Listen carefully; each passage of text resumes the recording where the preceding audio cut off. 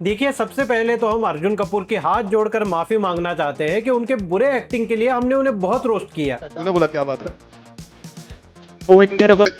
क्या वो कौन है महापुरुष?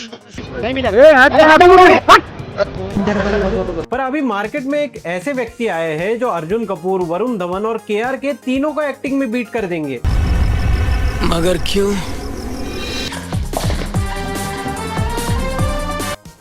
Champion champion champion champion champion, you are a champion. देखो भाई, वैसे बता दूं कि इन तीन लोगों ने जो एक्टिंग में स्टैंडर्ड सेट किया था उसे कोई दिव्य व्यक्ति ही बीट कर सकता था, जैसे दल्लन टॉप के एक्स प्रेजेंटर सौरभ भाई। वो तो घर कहाँ है, कहाँ से हो? कुछ ऐसे ही सवाल सब लोग पूछ रहे हैं ताकि घर जाके मुलाकात हो सके।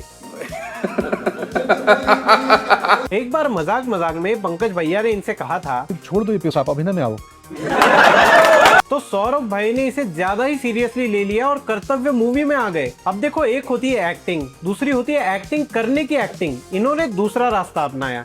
और आप ये कमर में करधन लटकाए घूम रहे हैं, किसी काम के नहीं हो तुम लोग, मलमूत्र हो।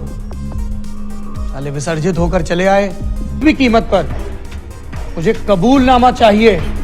वाह क्या एक्टिंग कर रहा है, वाह क्या एक्टिंग कर। नेटफ्लिक्स भी लाइक, बंद करो हाथ जोड़ के, मैं मोदी साहब से गुजारिश करता हूँ। सौरभ भाई भी अपनी एक्टिंग देख के कुछ ऐसे ही जोन में है।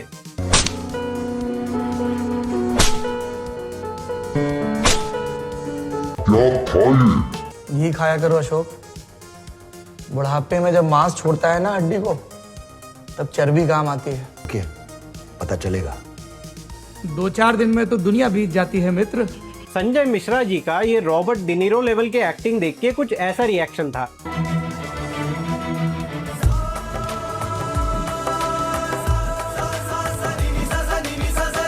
और इसी पे काफी मीम्स भी आए हैं, जैसे क्या होता अगर घातक मूवी में सनी देओल के जगह हमारे सौरभ भाई होते। ये मजदूर का हाथ है मित्र कातिया, लोहे को पिघलाकर उसका आकार बदल देता है। ये ताकत खून पसीने से कमाई हुई रोटी की है, मुझे किसी के टुकड़ों पर पलने की जरूरत नहीं। मतलब इन्होंने एक ही टोन में सारे के सारे डायलॉग खींच लिए। क्या नाम है तुम्हारा? जी अशोक। बड़ी कमजोर आवाज है। और इसी पर सटायरिकल चैनल फॉक्सी ने मजाक मजाक में सब सच बोल दिया। After seeing how bad Saurabh's acting is, even his most staunch critics who once considered him part of the sold out media are now convinced that his reporting must have been true, as the man can't act even after getting paid. क्योंकि देखो, सौरभ भैया का acting और journalism दोनों में same level का dedication रहा है।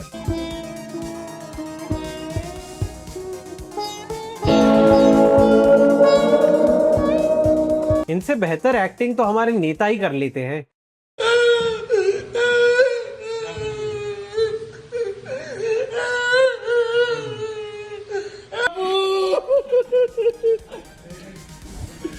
मतलब यार, एक पॉइंट के बाद अर्जुन कपूर को भी लग रहा होगा, चौधरी छोड़ो उसे, कहीं नहीं भागेगी। इसने कितने पैसे दिए थे मुझे मारने के लिए? 1 करोड़। मैं 2 करोड़ देता हूँ, मारो इसे। तो भैया आज की इस वीडियो में हम देखेंगे कि कौन सी भांग खाकर सौरभ जी को इस मूवी में कास्ट किया गया था, नेटफ्लिक्स की ऐसी क्या मजबूरी थी, और साथ ही साथ अपने मीम्स वगैरह भी बीच बीच में चलते रहेंगे। अपनी कुर्सी की पेटी बांध लो। मैं गाली नहीं दे सकता। नहीं, गाली नहीं देना। फैमिली देखती है, वरना मैं ऐसे गाली दूं, ऐसे गाली दूं ना, जिंदगी भर याद रखें ये।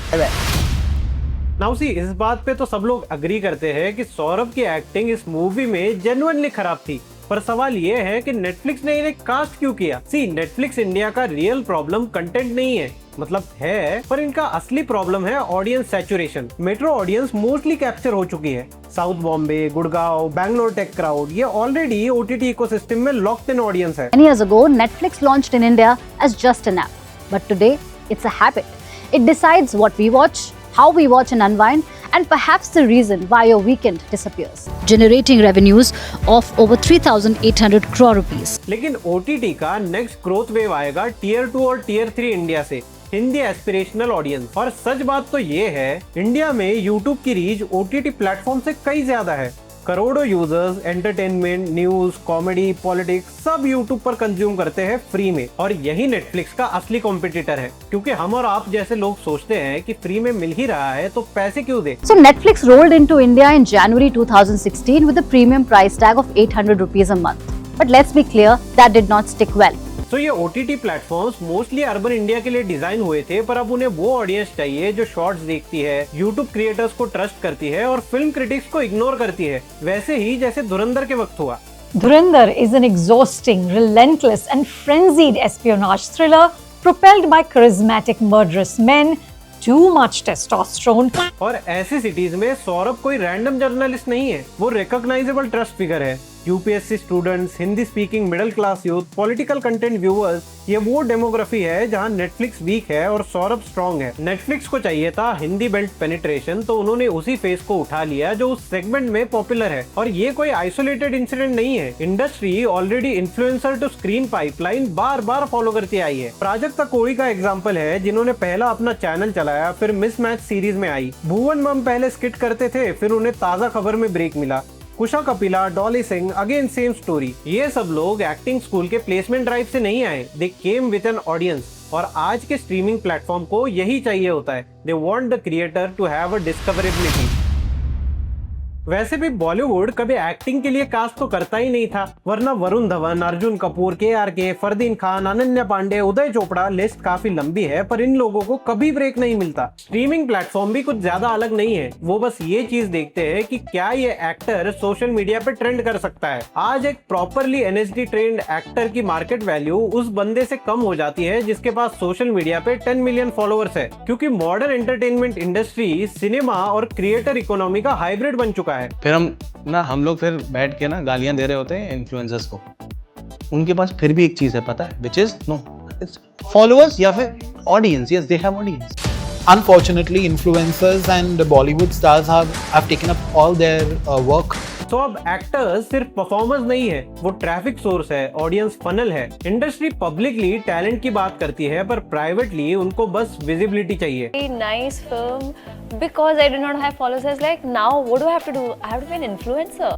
देखो, कुछ केसेस एक्सेप्शन है, जैसे मनोज वाजपेयी हो या पंकज त्रिपाठी हो, ये अपने टैलेंट के बेसिस पे ग्रो हुए, लेकिन प्रैक्टिकल इंडस्ट्री रियलिटी कुछ और है। आज फॉलोअर काउंट खुद एक क्वालिफिकेशन क्राइटेरिया बन चुका है। अगर किसी क्रिएटर के पास मैसिव ऑडियंस है तो वो ऑटोमेटिकली कमर्शियली वैल्यूएबल हो जाता है, चाहे एक्टिंग एवरेज ही क्यों ना हो। पहले इंडस्ट्री फैमिली नेम्स को प्रायोरिटाइज करती थी। स्टार किड्स फाइनेंशियल रिस्क कम करते थे बिकॉज ऑडियंस ऑलरेडी फैमिलियर होती थी। अब वही सेम लॉजिक इन्फ्लुएंसर्स पर अप्लाई हो रहा है। पहले family used to reduce financial risk, now influencer reduce market budget, now virality reduces marketing cost. और वैसे देखा जाए तो अब तो वायरलिटी के बेसिस पे इंडिया में इलेक्शन भी जीते जाने लगे हैं। तो सौरभ के कास्टिंग में भी मोटा मोटा यही क्राइटेरिया था। आज भाई के 2-3 मिनट क्लिप की चर्चा फिल्म से ज्यादा हो रही है। क्लिप्स बन रहे हैं, मीम्स आ रहे हैं, रिएक्शन वीडियो शूट हो रहे हैं, ट्विटर डिबेट्स भी चल रही है। एक कैमियो ने पूरी डिस्कोर्स इकोनॉमी कैप्चर कर ली। फिल्म का लीड एक्टर हमारे नवाब सैफ अली खान ट्रेंड नहीं हुए, पर ये कैमियो ट्रेंड हो गया। और अगर कमर्शियली देखा जाए तो ये गोल्ड माइन है, because platforms reward engagement. Algorithm को ये फर्क नहीं पड़ता कि आप क्लिप इसलिए शेयर कर रहे हो कि वाह भाई बहुत मजा आ गया, या क्लिप इसलिए शेयर हो रही है कि यार क्या बकवास और घटिया कंटेंट है। प्लेटफॉर्म को बस चाहिए शेयरेबिलिटी, और आउटरीच इन सभी चीजों का न्यूक्लियर फ्यूल है। अरे वो मीम पेज जो सौरभ को मॉक कर रहा है, वो एक्चुअली इनडायरेक्टली फिल्म को प्रमोट कर रहे हैं। लोग एक क्लिप देख रहे हैं, उससे क्यूरियोसिटी बढ़ रही है, फिर और क्लिप्स देख रहे हैं, उसके बाद मूवीज देख रहे हैं, और मूवी का नाम कंटिन्यूअसली सोशल मीडिया पर ट्रेंड कर रहा है। अब स्ट्रीमिंग प्लेटफॉर्म्स के डैशबोर्ड पर तो ये सब एंगेजमेंट में कन्वर्ट होता है। आप चाहे गाली देके देख रहे हो या एक्साइटमेंट में देख रहे हो, मिनट काउंट सेम रहता है। और इसीलिए मॉडर्न इंटरनेट का सबसे डिस्टर्बिंग पॉइंट ये है, आउटरीच कमर्शियली सेफर हो चुका है कंपेयर टू कॉम्पिटेंट इररेलेवेंस। पर चलो नेटफ्लिक्स का तो ठीक है, पर सौरभ का इसमें क्या फायदा हुआ? उनको तो पब्लिकली ह्यूमिलेट किया गया क्योंकि एक्टिंग इतनी घटिया थी, पर एल्गोरिदम के हिसाब से ही इज क्लियरली विनिंग। क्योंकि एक सिंपल सवाल पूछो, सौरभ का एक्चुअल प्रोफेशन क्या है? ही इज अ जर्नलिस्ट, और जर्नलिज्म में सबसे इंपॉर्टेंट स्ट्रेटेजी होती है विजिबिलिटी और रिकॉल वैल्यू। कंट्रोवर्सी ने इन्हीं सब चीजों को एम्पलीफाई कर दिया, और जो लोग उन्हें जानते भी नहीं थे वो भी उनका नाम सर्च करने लग गए। Now see, modern platforms are interconnected. Twitter controversy YouTube के एल्गोरिदम पे इम्पैक्ट करती है। Google search spike recommendation engine को सिग्नल देते हैं। एक प्लेटफॉर्म का आउटरीच दूसरे प्लेटफॉर्म पर डिस्कवरेबिलिटी बन जाता है। इंटरनेट इनके एक्टिंग का मजाक उड़ा रहा था और एल्गोरिदम इनके जर्नलिज्म को प्रमोट कर रहा था। And this is the hidden super power of creator economy. Platform identities bleed into each other. Prajakta कोई एक्टिंग में गई क्योंकि ऑडियंस ऑलरेडी थी। सौरभ द्विवेदी के साथ उल्टा हुआ। कंट्रोवर्सी ने नए ऑडियंसेस को उनके जर्नलिज्म तक पुश किया और इसी बीच उनका नया प्रोमो भी आ गया। बात बस इतनी सी है कि मैंने आपको बहुत ज्यादा मिस किया और बहुत मिस किया अपनी जर्नलिज्म को। और जर्नलिज्म इंडस्ट्री में भी अटेंशन क्रेडिबिलिटी से ज्यादा मार्केट वैल्यू रखता है। If people know you that becomes your leverage. और इसीलिए ये पॉसिबल है कि कैमियो ने उनकी एक्टिंग रेपुटेशन हर्ट की हो but overall public visibility increase कर दी। सेकंड, अगर कंट्रोवर्सी के बाद लाखों लोग आपका नाम सर्च करने लगे तो इंटरनेट लैंग्वेज में उसे डाउनफॉल नहीं कहते। और यही मॉडर्न अटेंशन इकोनॉमी का काला सच है। वेदर और not anyone designed it consciously और not, the system rewards controversy, चाहे किसी ने कॉन्शियसली किया हो या अनकॉन्शियसली। और शायद इसीलिए सौरभ द्विवेदी को नेटफ्लिक्स ने कास्ट किया। तो ये था आज का वीडियो गाइज। अगर आपको पसंद आया होगा तो लाइक, शेयर और सब्सक्राइब जरूर करना। मिलते हैं आपसे अगले वीडियो में, तब तक के लिए जय जय श्री राम।